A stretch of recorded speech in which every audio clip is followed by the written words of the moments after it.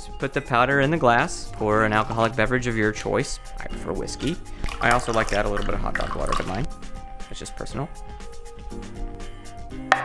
Just find a nice sedentary position, relax, and stay there.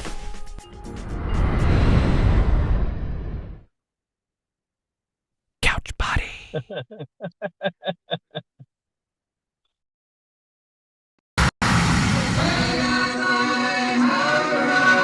I'm gonna get myself a modem. I'm gonna get myself a modem. I'm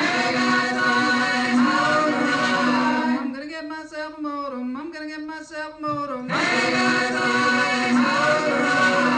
gonna get myself a modem. I'm gonna get myself a modem.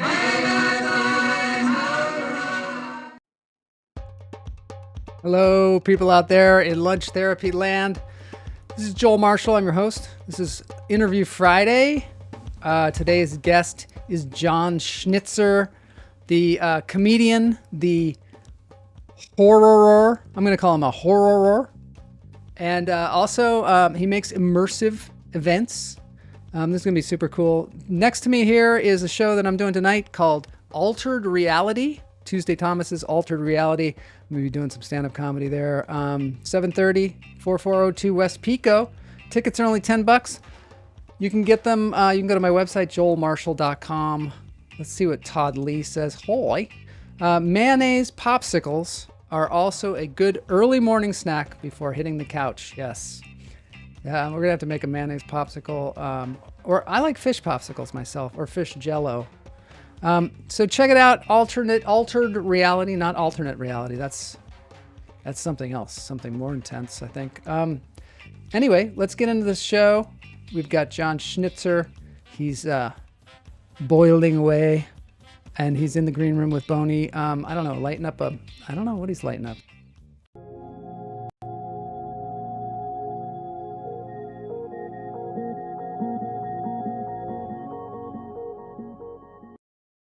Say thank you to all the Patreons. We're going into the cave here today, the coal mine.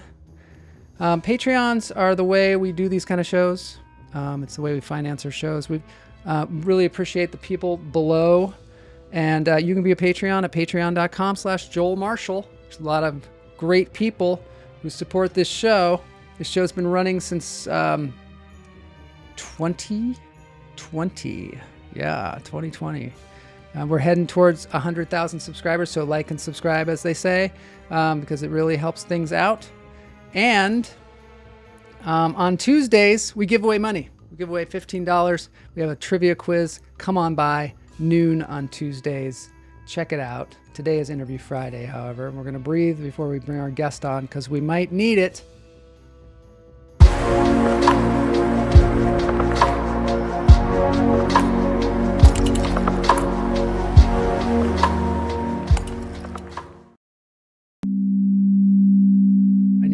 Today. We're doing the healing vibrations, Gansfield effect. That Gansfield effect is an amazing thing. You're going to feel the benefits for the rest of the day. In through the nose, out through the toes. Hold it. Let it go.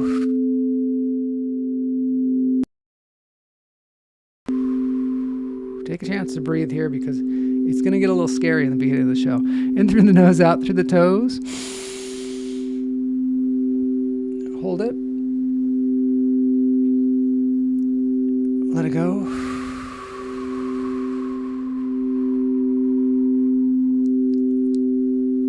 One more time, in through the nose, out through the toes. Hold it. Let it go. Todd was asking if he should be scared. And he should be scared because our guest today directed Haunted, the Art of the Scare. It's a Netflix movie. It was on Netflix. It was also at Alamo Draft Houses, and it was very, very popular among the horror set. And it is It is really worth watching, but you might have to put your covers over your head every once in a while because it is pretty scary. We're going to show a trailer here. This is Healing Vibrations behind me. Travis Schumacher and his cat Perseus. You can go there anytime and breathe like we're doing right now.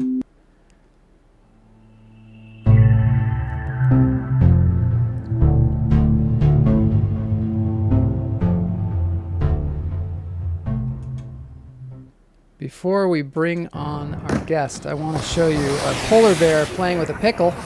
Our guest is here. There he is, ready to go. Put him back in the green room because I have to introduce him. This is a polar bear at the Oregon Zoo playing with a pickle. Everybody needs to play with a pickle sometimes. I think you know what I'm talking about. I think you know. That is a giant pickle. I don't know if it's, somebody was eating a giant pickle and they were watching the polar bears and just accidentally dropped it in there. I don't know, but who knew polar bears like pickles? I know they like pumpkins, as all animals do. All right, I think that's going to help us out for what we have in store for us. All right, people. This is Lunch Therapy Interview Friday. And today I have Jon Schnitzer on the show. Jon is he's a multi-hyphenate, as they say. He's a comedian, a filmmaker, and an immersive experience creator who lives at the very strange, very fun intersection of horror and comedy. Sometimes people don't realize how close horror and comedy live together. In fact, I heard they were roommates back in the day when they were coming up through the genre ranks. He's performed on lineups with Nikki Glaser, Mark Maron, Hannah Einbinder at the Comedy Store, the Hollywood Improv, Gotham, New York City. His one-man show, Just the Tip, was a hilarious and surprisingly moving dive into religion, family, and the Middle East. And it won the Hollywood Fringe Encore Comedy Series and went to Off-Broadway at SoHo Playhouse, where it earned raves. He's also the director of the movie that we're going to see a trailer from called Haunters, The Art of the Scare, the documentary that pulls back the curtain on the obsessive people that build extreme haunted houses. It landed on Netflix. It got a 9 out of 10 from Film Threat and made BuzzFeed's list of wild documentaries that will mess with your head. And I got to tell you, it is a wild ride. And through his company, The Brain Factory, he's created immersive experiences for Tim Burton, President Obama. They had a Halloween party at the White House. And his next show, Something Spooky, is going to be coming at you. Ladies and gentlemen, this is Lunch Therapy with Jon Schnitzer.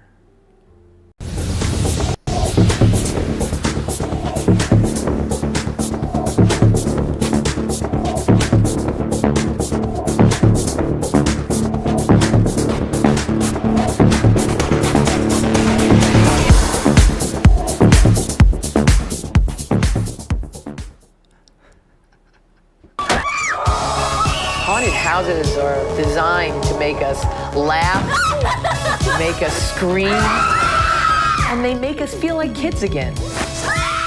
After you do it, you feel like Haunted attraction is one of the most sophisticated art forms that you will ever experience, from visual to sensory. What makes a great haunter is they're obsessed about it. My wife sees Halloween essentially as a mistress that I cheat on her with. It becomes addicting once you make that first scare, and then you can't stop. One of the ladies fell backward out of the room screaming, "I want to live." If you're born wrong, I don't know.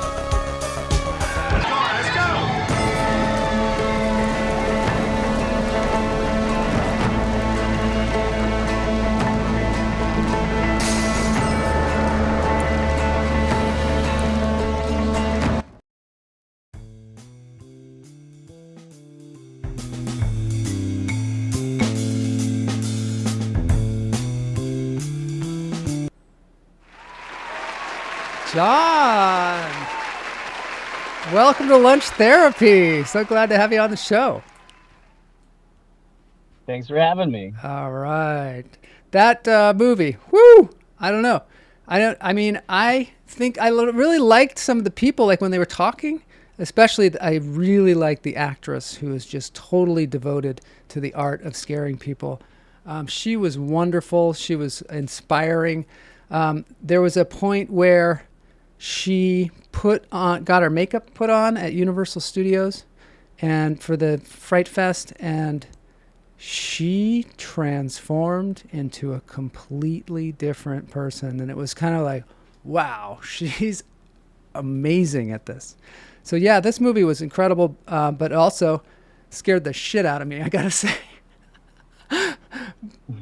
So this has been a very popular movie, huh? Yeah, it did really good. It was a Kickstarter project that I did, and then it went from Kickstarter to some of my favorite genre film festivals around the world. A Fantastic Fest in Texas, Beyond Fest in Los Angeles, Sigis in Spain, and then it got on the first 2 years it was on Netflix, and since then it's been on streaming around the world. I think right now it's back on Amazon Prime, it's on AMC Plus, it's all over the place. So people are always finding it at different times, and I know when they have, because they'll send me a message about why they love it or why they love to hate it. Yeah, I bet. It's a wild. I bet there's a It's lot wild of discussion about this movie. There is. I mean, like Char Mayer, who you mentioned, that's the haunt. She's amazing. She's my favorite scare actor of all time. The first time I met her, she was in a show called Play Dead, and she scared me. I was sitting in the audience. She scared me. I jumped out of my seat. She scared me so bad. Really? And oh my God, she's just a brilliant, actor, and she understands fear so well, and she scares people the right way. Yeah. There's a lot of it's funny. There's a lot of haunts that reach out to me to tell me that they show my movie to their scare actors before the season starts.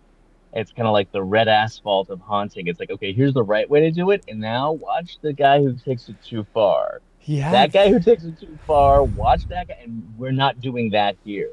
Whereas when Shar is talking, or when Donald with the dark glasses, Donald has been my best friend since the 6th grade. We met doing a haunted house together in La Madera Elementary School in Orange County. Wow. And we had so much fun scaring kids, and it was the best. And so I was filming him, and I was filming some other haunts, and then I stumbled onto the world of extreme haunts. And at the time that this thing was being filmed, I started filming in 2014, and it really I started in 20. Actually, I spent 4 years on it. So yeah, it came out in 2017. I worked on it for 4 years, but so I guess I started 2013. Yeah. It was wild. I captured a moment in time that is really it's a total trip. I still can't quite believe what we captured. Yeah. Now, how did you funded it through a GoFundMe? Is that it? Did you start it with just yourself, and then just was like, I need to get more money for this thing, and you did a GoFundMe, or? So I did a Kickstarter, and what I did was I filmed for like a year, and then I went on Kickstarter, and to show people what I've been working on, and to see whether they wanted to get behind it. And then I put out a trailer, and half of it was the feel good haunts, and half of it was a haunter that went way too far. It's just the most shocking thing I've ever seen in my life, and I didn't understand how it was happening. And it was really cool. People got behind it and supported it, and then it just kind of blew up. And we made it on the Buzzfeed's most shocking documentary list, I think 5 times or so, and we're always in the top 10. And it seems it seems to escalate as you are filming it. Did you at any point get scared about where this was going? Of course. It was terrifying. I'm a vegan, okay? God. I don't like I'm not for violence. Yeah. That is not my thing. I don't watch football. It hurts. Like when they all slammed into each other, I'm like, oh, I just feel like it's too painful. You hear the sounds of it. I'm like, oh my God, I can't do this. Yeah. So when I first saw Russ McKamey's videos from McKamey Manor, I thought they were fake because they had rubber snakes on people's heads. People were screaming. I was like, can't they tell it's a rubber snake? What's going on? I found out later on that when a rubber snake was on someone's head, they actually had somebody, zapping them from behind the scenes. So they weren't even responding to the rubber snake. They're responding to something else. Holy crap. I thought it was all made up. Yeah. And I met the guy. I mean, it was, look, I reached out to him like I reached out to a lot of people because I wanted to see what it was about. And, his haunt did the whole thing of like, you don't want to do this. This will mess you up for life. Well, guess what? Not Scary Farm, the way they advertise, they always say, your nightmares are coming to life. Yeah. Do they? No. No. It's a lot of fun, though. Every haunt hypes it up like, I remember when Evil Dead came back and it was like, the most terrifying experience of your life. Was it? No, I had a great time though. I had a lot of fun. Yeah. Like it's really fun. So we're used to, as being like a horror fan, I'm used to the hype being way too much and having someone say, this is going to scar you for the rest of your life. And then he called me and it was like, I don't know, 1 a.m. and he's using a voice disguiser and he's like, is this Jon Schnitzer? This is Russ McKamey. I'm like, okay, get off of that. I'm doing a documentary. I'm not doing your haunt. Like, dude, come on. And he's like, I'm sorry about that. How you doing? And I was like, what is going on with this guy? Is that the guy who was the wedding singer? That's him. Yeah. He is. No one knew. It's an amazing, psychological profile of this guy, this movie. And you don't comment on it at all. I really don't think you comment at all. You get out of the way like a documentary filmmaker should, but it's like at watching it, you're just like, oh my God, what's going on with this guy? A lot of documentaries now, and there's some wonderful documentary filmmakers that put their own opinion in things, and I have a lot of respect. It's like a different genre. But it's a different thing. Yeah. What I really wanted to do was to show it. And I want you, as you're watching it, to use your own brain. I want you to look at it, and I want you to say I want you to come to a conclusion. Because one thing I can say about everyone that was in the documentary, every single person, including Russ, was like, well, that's me. Yeah. And even some things I wish weren't in there, but that's it. He watches the documentary and says, that's a good representation of me. That's who I am. Yeah. As a person. Yes. Yeah. And everyone's felt that way. And even there were some people who were like, oh, like Donald's wife was really not. Well, none of the wives were into it, really, or the husband. Well, the haunt widows, as we call them, but they really enjoyed how they came off in the movie because that's how they are. My big thing is I don't want to. If I'm doing a documentary, I think the truth is so much more interesting. I love human relationships. I love people. I love what motivates people. And it's really fun to see what they're really like. And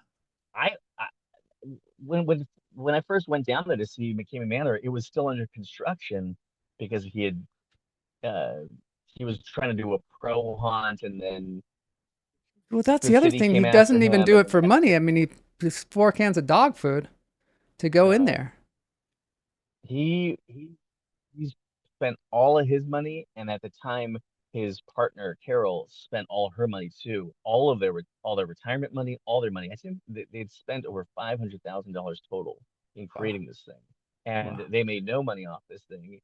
And he films people going through and would make these, Where did those go? Videos. Where did those videos go? Because in the movie, he's editing those, and he doesn't even have headphones on. His wife just hears those screams like all day, and you're like, why is he not wearing the headphones? Because he wants people to hear it. He likes the screaming going on all the time over there. And the thing that's so crazy is the only part of the house that got sunlight was his office, where he's doing the editing. The rest of the house is connected to the haunt. So it was in pitch black everywhere else.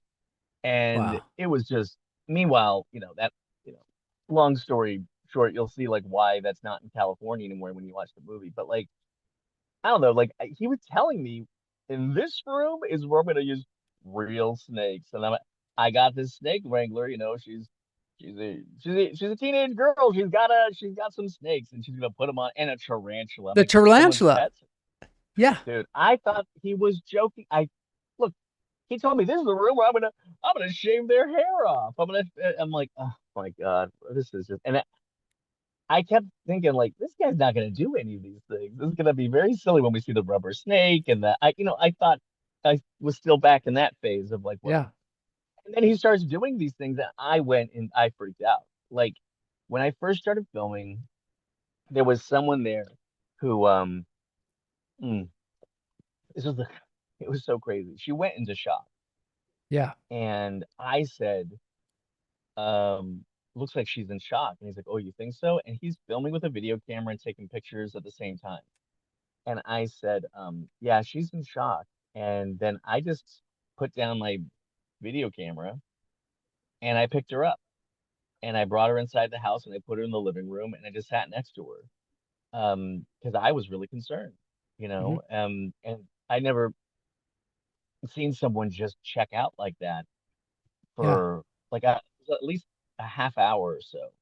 And then she snapped out of it and said, why am I not in the hunt anymore? I said, you went into shock. And she's like, and you took me out? Oh my I said, God. yeah. She was, I flew 19 hours for this. Was this the lady from Dubai? No, Kuwait. Oh, She's an Kuwait. American contract worker living in Kuwait. She said the worst part of living in Kuwait is no Halloween. I thought that was great. So she's freaking out. I and yelling at me and calling me names. And then Russ comes in and is like, how you doing, baby girl? And then she's like, F you, and I can't believe this. And he hates swearing more than anything, which Yeah, is that's such something I a didn't. such a dichotomy the way his personality is outside of Oh the my God, haunt. and so she's like, I came here for like the scariest experience, and you wussed out, and he's like, oh, you want to go back in? I'm like, stop it, knock it off. And then I was trying to get them both to calm down because then he's like, I'll make it even worse than before. He's turning on everything in the hunt, and then he drags her back in. It goes on for 4 more hours. When it's over, she's, fake Yeah. blood is pouring out of her nose. It was so gross, and she was like, thank you so much. That was such a great, incredible experience. I can't thank you enough. She went back and did it 3 more times. And then I was like, all right, I need to stop projecting my own fears on what's going on and just film it Mm. like a documentary. And I tell people ahead of time, I can't do anything. I'm not, I suggest they would ask me, is this real? Yeah. Are these things really going to happen to us like he says? I said, yes, he's going to shave your head. They're going to have real animals. It's going to be terrible. And he won't let you out. He won't let you out until he feels like he's broken you. So I'm telling you, as someone who has no interest in whether I'm just telling you, don't do it. I think Yeah. you shouldn't do it. And I can't help you. I'm just here to document so people understand what's really happening. Because when you watch his videos, he puts a super wide angle lens on a video camera and puts it right to your face. It's almost like watching a Rob Zombie movie being projected on the Titanic while it's going down. It's wild. Yeah. You can't Yeah. quite tell which way is It up. looks like a You just see fisheye what or something. Like it's just, that's what it is, yeah. a fisheye lens, But there were so many other controversies while we were filming, and there were things that like his partner was like, Carol was like, please don't put that in the documentary. I still live with him. I'm afraid what he'll do to me. And I was like, how about I help get you out of the house? Yeah. And she didn't know where to go since she's escaped and gotten out of there and has her own place. But What an it was a wild incredible trip. And ride. the thing is, I knew I was done filming McKamey when this one woman who went through, who I was holding, just I thought I was gonna have a heart attack while she was going through. I was just getting so afraid. Yeah. She's like screaming her head off, and it was terrifying. It was absolutely terrifying. And she said when it was over, I really want to work here as an actor.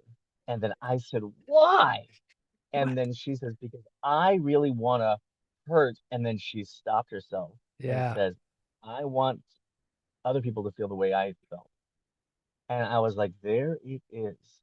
Yeah. That is, it's like to actually capture the cycle of violence in real time, and to actually capture someone having that moment where they realized it. I've since Yeah. talked to her too. She was like, "Oh man, no, I wish I'd never done it." It took years for her to really process it, you know? Yeah. And I was like, you know what? It's kind of like hazing in a fraternity, only a fraternity is attached to a prestigious university, and his place is attached to his house. And it was like, it's just so weird. Like when people go through a fraternity, they're like, oh, you're gonna be tortured for 1 year, and then you get to torture other people for 4 years. And the idea of McCamey Manor really was, we're gonna have you go through all this stuff, and he wants you to do it to other people. And my feeling on that was it really was just more as a way to, if anyone ever tried to sue him or go against him, he could just, this is my Yeah. opinion, Yeah. Yeah. allegedly, thought he'd be able to say, well, then why did they come back and do it to someone else? Because he has them do it to people immediately after they do it, like days later, because he wants, while they're still amped up, to do it to someone else, and then he's got like evidence against them. Allegedly, my opinion. But that also So happens in cults, you know, where I people do that 100% same agree. cycle. It happens in cults, and McCamey Manor. A lot of people argue that it is a cult, because you're not gonna, in the way that there's a lot of clout online. You're in his online groups, and he elevates you, and then but he tells people that are in the groups they can't date each other. Then he goes around and dates as many of them as he possibly can, and it gets really weird. Like Yeah. it was it's like there were so many parts of it that I wanted to put in the documentary that at the time people were just afraid. They're like, I just don't want that in there right now. Mhm. And I was like, look, I'm not going to re-victimize any victims. I'm trying to show people what this is. Because Yeah. when you see it, like, I love the haunted house industry. I love horror attractions. I Yeah. love them so much. Yeah. I want to talk 'Cause, about that too. I want to talk about like where the line is and how you you found, see it. because you love horror, but you don't love Consent, this. consent, consent. That is it. It is just about consent. Okay, 1 second. My phone Okay. is about to overheat. All right. Well, Let me hang on. put some air conditioning on. All right. Cool. 1 second. All right. Cue the explosion. Yeah. We cue 1 the second. explosion. Okay. I'm going to put this on, and we will cool this. Sorry about that. Oh, that's okay. I'm a low tech. Yeah, just so people know, Hold John's in his on, car let me because his Wi-Fi is not so good where he is. So we're doing that. Okay. How we doing? I'm doing this. Hold on. Okay. We should be good. Yeah, it seems like we're good. As long as you can hear me. Sorry about buddy. Oh, there he goes. He's coming back. Hold on. He's coming back. Give me a second. It's okay. While he's working on Sorry. that, we're going to look at some lemurs eating flowers. So this is just a little break here from the horror, the extreme horror. And then we're going to talk about like what's good about these horror experiences, because Jon is a master of these immersive experiences, and he also brings horror into comedy, which is something that I want to discuss with him also. But for now, we're looking at some lemurs. Pilates cleanse. This is a little cleanse, yeah. Sort of like, we can take a look also at what people are saying. This is a seal. With you guys, Twin Peaks and Blair Witch for me. Let's see. Crazy Ray Scanlon is here. Gore does nothing for him. Todd says he's more into psychological thrillers than slasher movies. A movie like The Shining or Silence of the Lambs. Yeah, I like horror movies, but lately they've gotten to be kind of too much for me, and I don't know. Maybe I'm just not desensitized to it, but I have a hard time with. I think the first movie that I saw that made me go, "Whoa, that's too far," was I saw the movie The Dead Zone, and in the beginning of The Dead Zone, this is a beaver eating a birthday cake. In the Dead Zone, in the very beginning of it, they were like in a kitchen, and the mom went over to turn on the blender, and it electrocuted her and like killed her. And it was very graphic, and the kids were there. And I just remember, and I don't know, I mean, I don't know if I remember it even correctly. I just remember going, whoa, you just violated me in some way. Like, I feel like I had an agreement that you were going to scare me, but not like that. But it's gotten a hell of a lot worse since then. And that's just my example. Jon does these, well, we're going to talk to him because he's coming back. He is coming back. This is a robot, a weird robot that they've made at Northwestern University. And this robot is, I mean, I wouldn't expect a robot to look like this.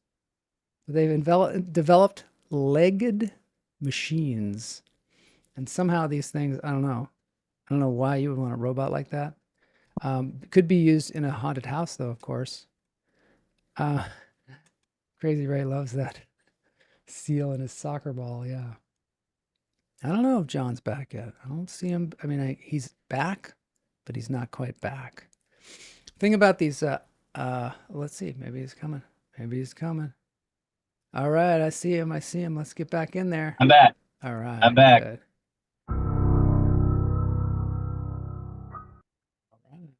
Let's see, Jon. All right, so we're here in a nice, calm comedy club here. So, okay, so let's talk about it. You love horror, though.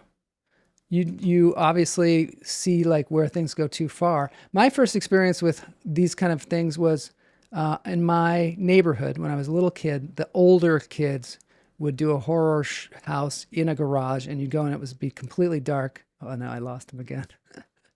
I'll just tell the story. I would go in there, and the big kids, we called them the big kids because they were older than us. They would set up this whole thing, and we'd go in there. It'd be completely dark, and they'd put your hand in like a bowl of grapes, and they'd be like, "Those are eyeballs," you know. And you'd go into something else, and they'd be like, "This is intestines," and it'd be like spaghetti. What was your experience, Jon? I don't know if Jon can hear me. Can you hear me? I can hear you. Can you hear me? Yes. What was your first experience with like a horror thing that made you go, I really like this? Pee-wee's Big Adventure. Really? Easily. Pee-wee's Big Adventure, man. Large Marge. Large When her eyes Marge. bugged out, yes. Scared the hell out of me. It was so scary. Because I thought I was gonna like no one wanted to see Pee-wee's Big Adventure with me. Yeah. Nobody wanted to see it. So I rode my bike to go see it. Oh And I'm watching it. It's so funny. It's one of the funniest movies. Yeah. And then all of a sudden, there's Large Marge. He's hitchhiking. It's a dark and rainy night. There she is, Large Marge. And she says, "It was a night just like this where I saw the worst car wreck I've ever seen in my life." And I'm watching this as a kid going, where? I thought I was watching a comedy. And then she goes, and I looked at the face and it looked just like this. And then the eyes bugged out. There it is. And it turned out these guys, the guys who did Killer Clowns from Outer Space, yeah, the Kyoto brothers, they're the ones who did that effect that scared the hell out of me. I then stayed in the movie theater for the next showing, sat in the front row, and when Large Marge happened, I turned around and watched it when I saw everyone freak out. And I was like, this is the greatest. I got to do this. This is fun. So like, I then got addicted to all things scary and, you know, Nightmare on Elm Street. Pee-wee was my gateway to all the good stuff. Isn't that interesting? Large Marge reminds me of Twilight Zone. Do you ever see the Twilight Zone where Dan Aykroyd's like, you want to see, but this is the movie. Yep. He goes, you want to see something really scary? And then you're just like that. And then you hear this like really crunch. Yeah. Him and Albert Brooks. And Albert Yeah, Brooks. that opening. But it's, so I met, you know, my best friend, Donald, in sixth grade. We did a haunted house together, and we scared kids so bad that they broke through the cardboard walls to get away from us, and we shut down the haunt. We were like, well, we did it. We're like, we thought we were like the coolest. And of course, we were like the two most bullied kids growing up. Yeah. So like scare people in a way where they want to get scared, and it's just like a safe place for them to get scared. Yeah. That's the whole fun of horror to me. Horror is about, you know, the illusion of danger, not actual danger. That's not horror. That's horror. Not Horror actual is, danger, right? It's like you feel well, like think, somebody's man. got you. Exactly. Look, it's the fun of it. It's the connection we have. Like, look, I really was like asking people, like, when did like extreme haunts happen? When did the rise of terrorist entertainment really kick in? Like, what happened here? And no one in the haunt industry really knew. They're just so busy doing it. And so I did my research to the National Retail Federation, and I was asking them some information, and I got all the numbers. And I was like, oh wow, it was really a trip to see that all the Universal monster movies, they came out during the Depression. That's when people went to go see the monster movies. Really? And Halloween as a holiday broke over $1 billion 2001, right after September 11th. People, you know, you know, they wanted the therapeutic value of getting scared. You know, I call it, scarapy. They wanted to scream their heads off. And so right after September 11th, all of the theme parks that had haunted attractions everywhere, they were sold out. And people were screaming their heads off. And like, it was really therapeutic. And then that got beat out by 2008. During 2008 beat 2001 for how much money Halloween made. And 2008 was the financial crisis, Yes. the housing market crash, which got beat out by 2016, the first time Trump got elected. And now we're in 2026, and everyone knows this Halloween is going to be off the charts because people need the escape. They need the release. They need to look at the thing that's they're afraid of and scream their heads off, and then also feel like, like they survived. They can make it through that. What else can they make it through? That's the idea. So I love horror. I mean, horror to me is like when you hear Shar in my documentary, and Shar, I met her and we were doing the documentary together, and then I just fell in love with Shar and her husband, and we became really great friends. We hang out still. I am on a phone call with Shar every week. Once a week, Really? I'm on a phone call with Shar. Me and my wife and Shar and Jerry, we go on vacations together. I love these people. They're wonderful. They're such they're so such cool. lovely people. Mhm. And and Donald is still, my best friend since the 6th grade. He's a big giant teddy bear, and his haunted house like brought his whole family together. So it's I wanted to show that, but it's funny is if you just show the people in the haunt industry while they're doing stuff, and it's all these wonderful, they're full of heart people, there's still people who go, oh, those people are crazy. But if you juxtapose it with Russ McCamey, then all of a sudden it's like, oh no, that guy's crazy. That guy's crazy. These people are full of heart. You know what? There's been so many people. There were a lot of people who were concerned that were like from the haunt industry that were concerned that I was going to scare people away from haunts, which is that's not what I want to do. Yeah. And the amount of people who I got so many emails, so many messages from people who were like, I've never went to a haunted house before I saw your documentary. And that's when I started going to Knott's, to Universal, to Rotten Apple 907. Donald now gets recognized when he goes to horror conventions by the actors that played Jason and Leatherface in the new Friday 13th and Texas Chainsaw. They stand up, they go, aren't you Donald from Haunters? And they take pictures with him. He's become a star.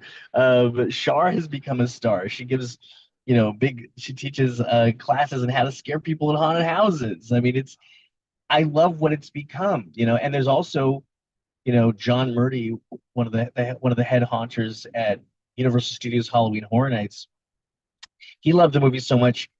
When it came out, he tweeted the link to buy or rent the movie on his Twitter, and was telling everyone how much he loved the movie. So and he's in it, but his part kept getting smaller as things kept getting crazier. Yeah. But if people buy the movie with bonus features, the physical copy, or there's certain digital one that has the bonus features, you have to really double check. It's 30 minutes of bonus features, and it's stuff that's like, oh my God. The bonus features, I'm a crazy fan of physical media because to me, bonus features are everything. Yeah. And these are not like throwaway things. Some of the stuff that's in the bonus features, I have one bonus feature. I will guarantee people will get choked up. It'll bring you to tears. Really? And other part, dude, it'll put a lump in your throat. It's a beautiful story. And there's other stories that are in there that are just, you get to actually see the rise and fall and rise of Delusion, the interactive haunted house play where you enter the house and you're playing a part, and it's put on by John Braver, who is a stuntman, and you get to go through like when the city shut him down and when he thought he lost everything and then he brought it back up. There's so many stories, and I just wanted people to get a taste of it all in the bonus features. So yeah, I love this stuff, and so many haunters reach out to me, and I still get like invited to haunt openings and stuff, which I love. This is like, you make something because you want people to find you, build a community, and it's been wonderful. I'm in shock that it's on so many streaming platforms and that it's been playing worldwide, and it's a real thrill. It's really amazing. I want to talk to you about the intersection of comedy and scare horror, because you're a comedian and you also are integrating horror, or at least scary stories, into your comedy. What is the relationship between comedy and horror? It's the exact same thing. There is no difference between comedy and horror. All it is building up suspense, anticipation, surprise, and release. That is what it is. It's an emotional experience. How many horror movies, make you laugh out loud?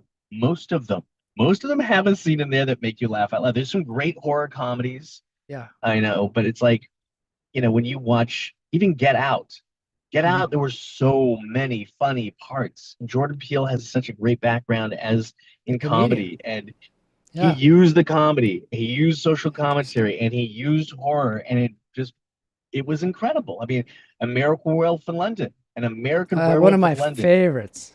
One of my favorites. Love it. Love that movie. It's so funny, and it's also Griffin Dunn is hilarious. There's moments that are shocking. Yeah. Yes, it's hilarious. Or that even scene where they go in the pub, and he's like, "I've never missed that the board slaughtered before." lamb. What's the slaughtered star on the lamb. wall for? That's I right. love that scene so much. Ever since I saw it. And it's funny because horror movies, they're always so layered because they're made. Most horror films that we love are made by people who grew up loving scary movies. Yeah. So when John Landis made that movie, it opens with them. What is it like? Were they in the pickup truck full of sheep? lambs? Yeah. And sheep. Yeah. And then they go to the slaughtered lamb. They're like, "Where's the lamb?" Dude, it's so funny. Stick to the moors. Don't go off the path. And they look down. They're like, "Oops." Well, oops. And and it's continued, like Weapons. Yeah. Absolutely hilarious. Oh my God. Yeah. And scary. Yeah. And I don't know if you see in 2020, I just love this movie called Host. I haven't seen it. It was oh my God. Host was made in 2020. It is a group of friends that have a seance over Zoom, and all hell breaks loose. Oh. And it's the Zoom movie that actually will scare you. Really? And it is like, I guarantee you can watch it. They made it on Zoom? Like it's all just a Zoom call? Or? What they did was they actually sent all the actors phones and then had them put the phones on their computers. And then they recreated how Zoom looks and did like their own Zoom meeting. Oh, that's so cool. What they did too was they gave the actors a box of things and told them instructions where to put those things in their house. Didn't tell them what it was going to do, told them to turn it on, and there was a guy in a van outside of each one of their homes ready to turn those things on. So when you see them freaking out in the movie, those are their real reactions. Oh my God, I and all their people, they're all friends in real life. Those are their real names. Those are their actual homes they live in. It is funny. It's scary. It's 55 minutes. And they were like, you know what? No need to make it longer. This is perfect. And I was like, you're out. Finally. Someone's like, no, 55 minutes. That's all it needs to be. It is the wildest ride. So, I mean, horror comedy, it's my favorite. And I've got a background in creating horror experiences, documenting them, and now I'm doing a show called Something Spooky, and I want to bring all those things together that I love to put the heart and the horror together and make us laugh and really have a comedy show that gives you goosebumps. That's what I want to do. I can't wait to see this. Is that happening at the Fringe Festival, or where are you doing it? Yeah, at Fringe. So Hollywood Fringe Festival, there's over 400 shows going on all at the same time for the month of June. And so I'm doing Something Spooky 5 times at Hollywood Fringe. And you can find that by going to somethingspookieshow.com or you can go to Something Spooky Show on Instagram. And the links for the tickets and all that stuff are there. Okay. And it's Fringe, so I'm keeping the prices low. I want everyone to go. It's $15 a ticket. And then if someone needs a discount or a break, just message me and I'll give you a deal. I want people to go and have a good time. This is the time for people to to scream our heads off together, and it's about my grandmother who had an imaginary friend that turned out to be not so imaginary. This is a true story. This is absolutely so scary. It's one of those things that I just didn't talk about it for years because I was like, I don't care if anyone believes me or not. I don't want to talk, But then I was like, I haven't really talked to my family much. They're like, politics has divided a lot of people, right? Yeah. And I'm so far to the left it would hurt your neck. I was like, I was a real Bernie Sanders guy, but I was like a Bernie Sanders guy when George W. Bush was president. Really? I used to donate to his local campaigns because I saw him on C-SPAN. I fell in love. Wow. And then my parents, they're the other way. They're the right wingers. So it's been tough. And then I thought, you know what?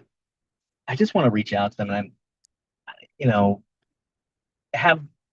I do miss them, and I love them, and so I called them and I said, do you remember all that spooky stuff that happened with Bubby Charlotte? And my mom goes, oh, that's still going on. What? She goes, well, after they died, that we moved into their house and it's still going on. I was like, why are we arguing about men and women's sports? Why are we talking about the ghosts in your house? This is way more fun. And this is something that's like, by the way, they've never been to a women's sport before. I've been to the WNBA. I have a picture of selfie with me and I sat behind Kathy Griffin. The WNBA has a cheer squad of people they have a cheer squad where they're 50 or older. And it's like, and they're just dancing to hip hop from the early 90s. I love that. I've never had more fun. Anyways, I'm like, what do you care? You have ghosts in your house. So I said, can I bring over a paranormal investigator? They said yes. I brought over my favorite paranormal investigator on YouTube, Monica Leal. You can find her at Ho Monica on YouTube. Okay. She came with her sister and her friend and brought all these night vision cameras and devices, and something spooky happened. We got it on camera. And when I do my show, I'm telling true spooky stories. You're going to laugh. You're going to freak out. And then we're going to show some clips from the paranormal investigation in my grandmother's house. And you'll get to see my mother's face just drop. There's a part where it's on the Instagram for Something Spooky Show. Yeah. You can see this clip where my mom is like in night vision, like, it was so funny. But I teamed up with, like I did with Haunters. I went after my favorite musicians. I went after my favorite artists to create. So for this, I went after my favorite composer, Alexander Burke. He did a lot of music for Haunters. I actually was so lucky I got 2 composers for Haunters. Jonathan Snipes from Room 237 and The Nightmare and A Glitch in the Matrix. And then he came on board. And then Alexander Burke. Alexander Burke has worked with David Lynch, Bob Dylan. Wow. He's also went on tour with Save Ferris. So it's like, it doesn't matter. It could be a nightmare music or the nightmare of ska music. It could be he's so much fun. Cool. And And I reached out to him, and he's playing on. He gave me such a beautiful soundscape for something spooky. He's playing an electric vibraphone with bows, and it's a sound that you feel it before you even hear it. Yeah. And he's playing like real awesome 1980s synthesizers and great sound effects. I all got my friend Desi to do some creature work on this. She's worked on Fallout.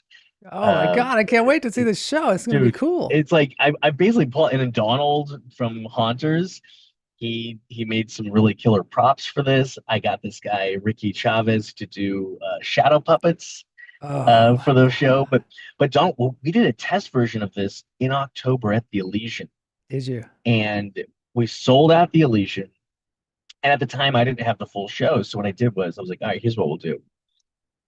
I'll do a show where like I'm hosting, and the beginning, the middle, the end will be my grandmother's stories. Yeah. And I'll have other spooky acts in between.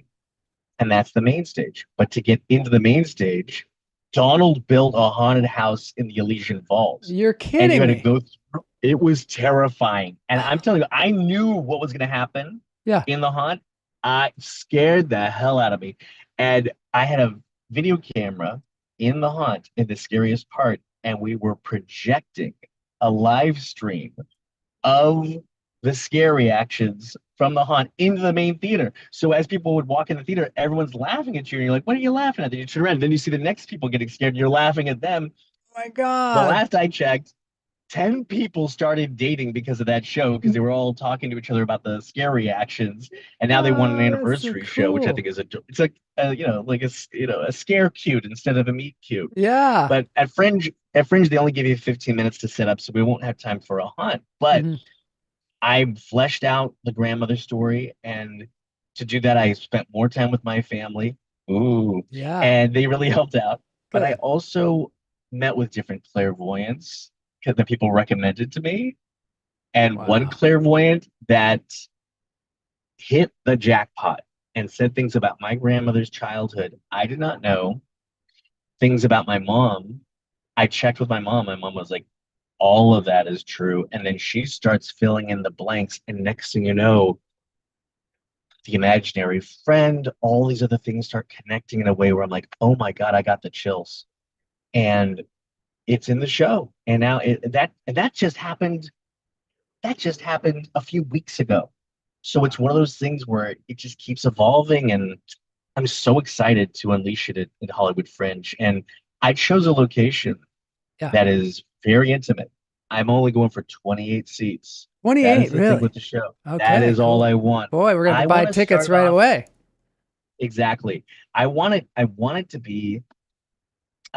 people to be in a room where we can, like, in the dark, where we can scream and laugh with strangers in the dark. That's what I want. Wow. I want people to have such a great time. And there's a bar next door. It's at the Broadwater studio, and then they connected the little theater, the little Broadwater, the littlest one, and I wanted the little one, and then like any amount of atmosphere and soundscapes and stories and shadow puppets, but in a small little space, and that way we can really experience it. And then we're gonna go next door to the bar and hang out and talk about it, and then we're gonna start doing bigger theaters from there. But I want to start off.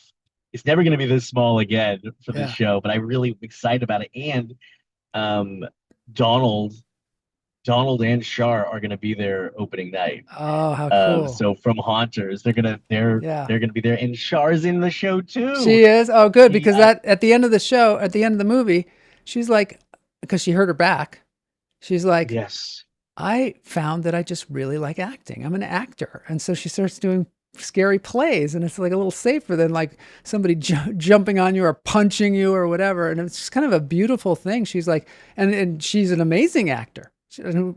I love her so much, and she really has a tremendous talent, especially with any character where it's connected with fear of any kind. She's just an expert in it. And I had her do the voice of my grandmother for my show. Wow. And I'm telling you, she did a beautiful job.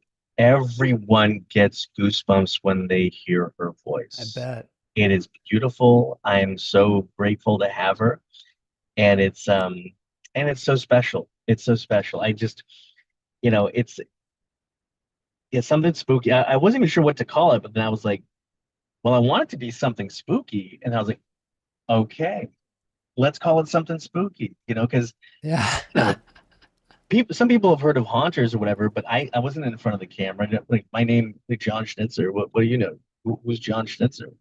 You know, but if you say, hey, you want to see something spooky? It's like, yes. Well, we can let's get going from there, Yeah. and now, and one of the other reasons why I did the show was so that other people would tell me their spooky stories, because that's one of my favorite things to do is talk spooky Oh, I stories. love that too. And now everyone is telling me their spooky stories.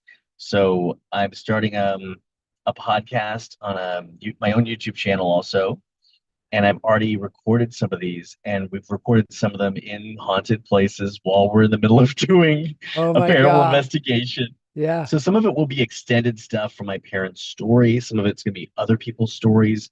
That's great. And it's gonna be so much fun. And on YouTube, it's also Something Spooky Show on Okay. YouTube. Oh, And cool. so we haven't started that just yet. We're going to. We're gonna kick it off real soon. But I'm excited. This whole thing, it's like Right. you know, it's been fun I love doing stand-up comedy. I still Yeah. do it. I still Yeah. do shows. Yeah. And you saw me doing some of Yeah, we Something did it the Spooky other in a week, show last week. Yeah. in a bar. Yeah.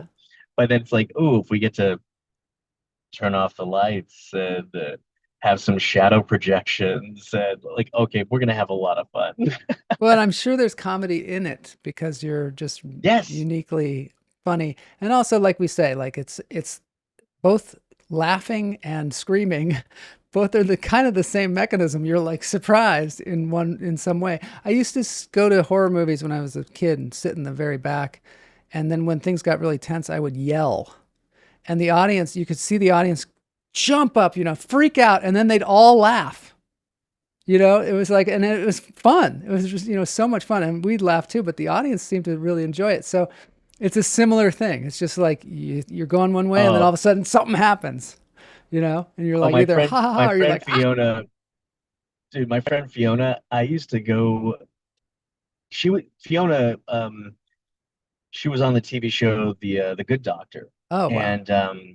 And before she was on that show, I had a horror movie buddy to go with me to every scary movie. And she's the best because she loves horror movies, but she also gets so scared that she would always grab me. Yeah. And every time she grabbed my arm, I'm telling you, it was like paying extra for like the 4D experience. Like you're watching a horror movie and all of a sudden someone grabs you and screams. Oh my God. My wife does that too. Sinister together. She just digs into my arm with her fingernails and I'm like, come on. Not the nails. But yeah, just to grab it and scream. Yeah. It's just so much fun. Yeah. I love this stuff so much. It really is So like, growing up with all, Nightmare on Elm Street and, all these movies. It's just, I love it. I love the Exorcist. atmosphere. Yeah. Oh, my God, The Exorcist. Are you kidding me? I saw The Exorcist when they showed it at Beyond Fest, and Linda Blair was there to talk about it afterwards. Oh And my it was in the Egyptian theater. Oh, how and cool. I saw it from the front row of the balcony. I can't even imagine seeing it in a theater. I've only seen it on television. I've seen it twice in a theater, and both times it's so much fun because it's like if somebody asks who's never seen this movie before, and it's usually like half the audience, and they freak out. Oh my because God. It's great on TV. Yeah. But in a theater, the soundscape of The Exorcist is just perfection, But there's so many great. I'm obsessed with like every kind of horror movie, that scares the hell out of me. There's so many good, and right now there's so many horror films. I mean, the Backrooms premiere was last night. Oh, that came out. Oh, really? I've been watching the YouTubes of the Backroom stuff, and I was like, oh my God, they made a movie out of it. The same guy. Cool. He's now the youngest director. He's the youngest director in A24 history. Oh yeah, I heard that. And that's so great. And Hokum is in theaters right now. Same director, I believe, that did Oddity. And oh my God, there's just so many great. Horror is on fire right now is because, as we know, Yeah. during hard, tough, scary times, horror thrives. Isn't that wild? You'd think that would be counterintuitive, but actually it's like it's like you said this thing about little kids get to scream and we as adults don't. So unless we're at a horror movie or something like that. So just being allowed to scream is we get cathartic. Permission. Yeah. We're getting the permission. It's why people go on roller coasters.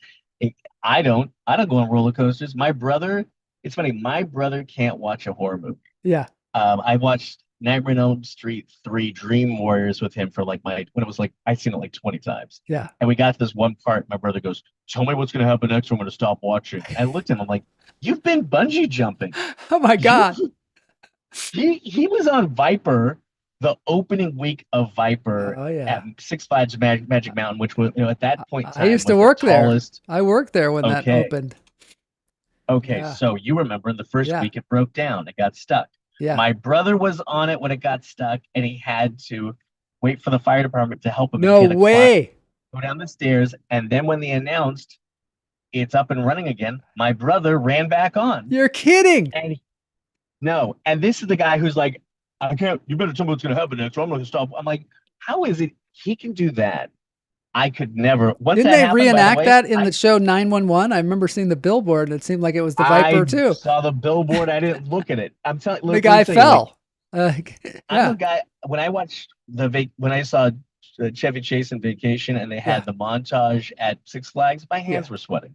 that's what gets me. I'm like, oh my God, it's so horrifying. So I still have never been to Six Flags Magic Mountain because my brother got stuck on Viper, and I was like, "No, I'm not. I can't. I wouldn't do it either." Oh God, I also just went to Knott's Berry Farm and rode a roller coaster, and I was like, "Never again," because I realized I almost blacked out in the middle of it. I mean, I guess maybe you get older and your blood doesn't move as well. Dude, I'm not going on Montezuma's Revenge now. Like, I did it before, and it was a lot of fun. But I'm like, you know what?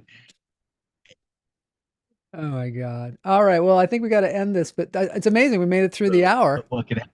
That was awesome. Yeah. No. The phone didn't overheat. It's too much, dude. Yeah, we made it. We made it. I know. Made it. But yeah, no. I hope we all come out to see something spooky. Oh yeah, we're going. We'll have some fun with it. And if you can't get into this one, I'm working on doing it in the fall. Okay. But this is like I'm so excited. Do you know when the tickets are going on sale?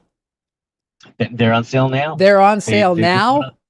Yep. We sold. We're almost sold out for opening night. I'm buying them right now. Yeah, it's boom. Awesome, wait, dude. it says the RSVP period for this event. Oh no, that's the Elysian. I'm going to buy them. Different one. Buy them right now. So I don't want to miss this. Yeah. Tickets today. You'll click on the thing there for Hollywood Fringe. Something spooky Hollywood Fringe. All right, I got it. And then there's 5 shows. I'm going to go to the Saturday night show, June. Well, maybe I'll go to June 20th because it'll be like the second weekend. What do you think? First weekend, second weekend? Whatever you feel like doing, man. I got 5 shows. I'm excited about all of them for different reasons. I mean, it's going to be really fun. I mean, and I even have it's my production company, so it's me and my wife. We have a production company called The Brain Factory. Yes. And we've done all kinds of bizarre, fun projects. We did. Tim Burton hired us to do President Obama's first Halloween party at the White House. I have crazy pictures from that. That was so fun. And I've done lots of cool projects, but then I also have this other production companies on board with us. It's CK Keschel, who, look at that. Okay, cool? So that is, I love that, Obama's daughter is dressed as the Morton Salt Girl. Yeah. That's so cool. And Tim Burton with the eye patch, that's Johnny dressed as the Morton Salt Girl. That's hilarious. Yeah, she's walking around with the salt to be like, see, just in case someone messes it up,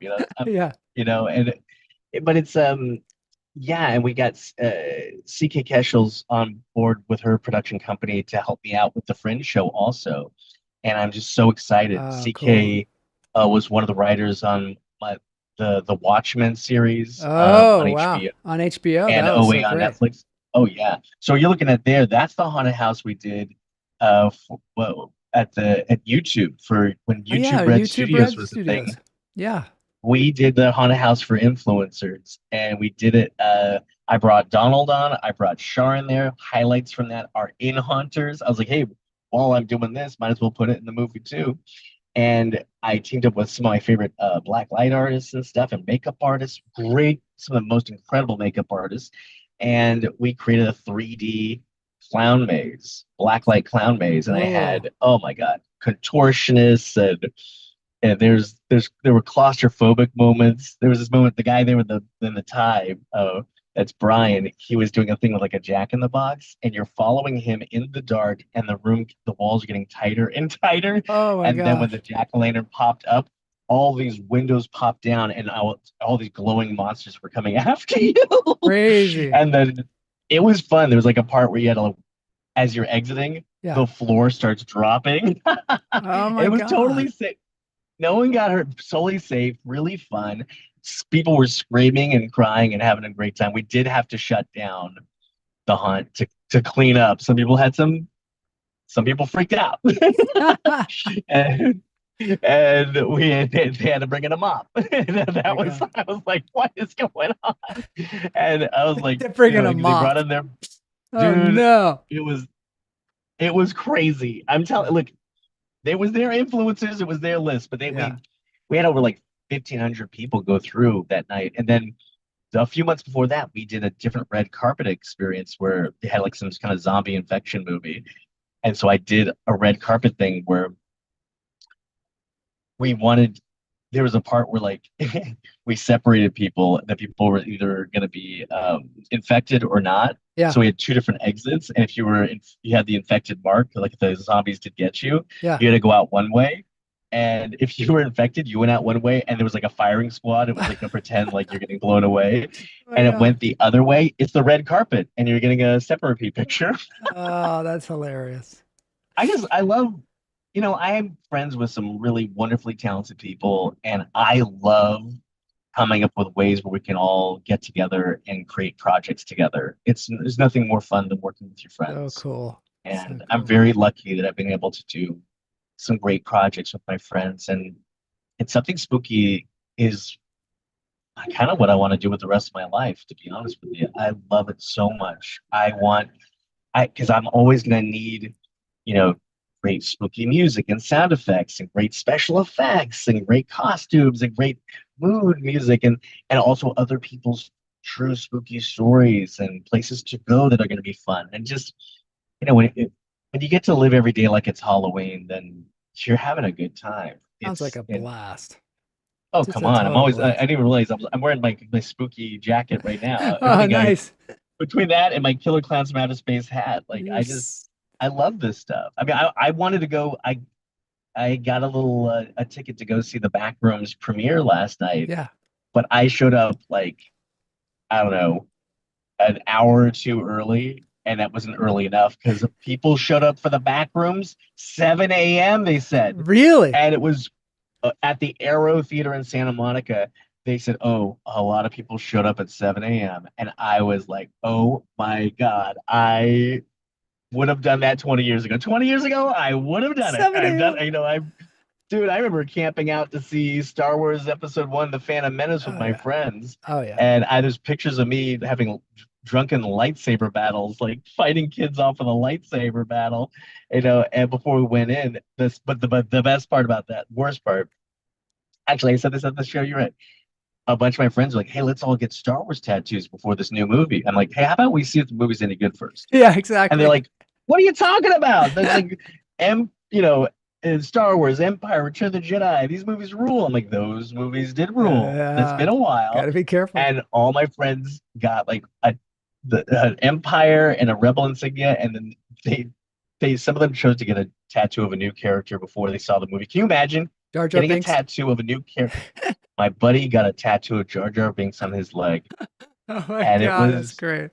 The second that movie came, the second Jar Jar showed up and went, Misa, Yusa, my friend was like, just went white and just got completely ill and had to be removed from the theater because he was like, oh my God, what is on my leg? And then he had I think he spent thousands of dollars to cover it up with a bird of paradise flower. But if you cover up Jar Jar with a bird of paradise, it looks like a melted bird of paradise.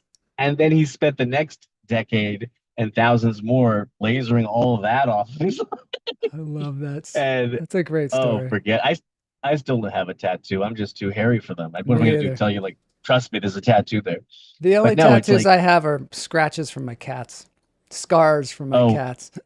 From your cats. My cats. Yeah, no, it's I love animals so much. They're the best. But yeah, no, it's we're gonna have so much fun with something spooky in June. And all right, I'm gonna go. Camel and I are gonna go June 26th. So if anybody wants to get tickets for that day, sweet, join us. Awesome. Thank you. I appreciate it. Of course. All right, so unfortunately, it's the end of the show. We have a thing called a dance break. I'm gonna play an appropriate song from one of my favorite bands, Broken Peach, and then we just kind of dance it out. And it's the end of the show. Thanks so much for being here. This has been just a treat having you on the show. Oh, just really appreciate it. Thank you. John. I appreciate it. I want to thank Ginny Sykes, too, for hooking us up. We did a show together over at the State House, and Ginny Sykes was like, you got to get John on the show. Yeah, she's hilarious. She is so funny, and she's got some spooky stories, too. I love it. Pamela says, bring the mop if I'm coming. So she's going to come to the show. Going to make sure we have a mop. All right. Here we go. Dance break. Thanks for the warning. Thanks for the warning.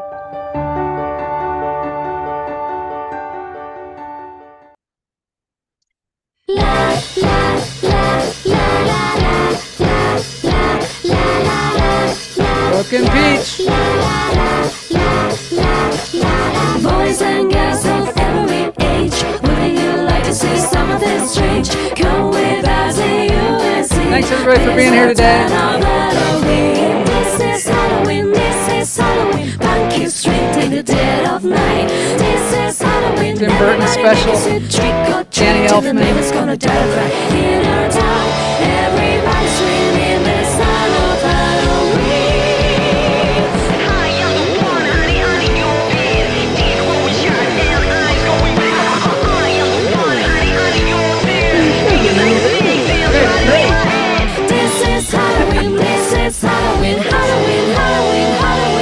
All right, thanks everybody for being on the show, and we'll see you all next week for more Lunch Therapy.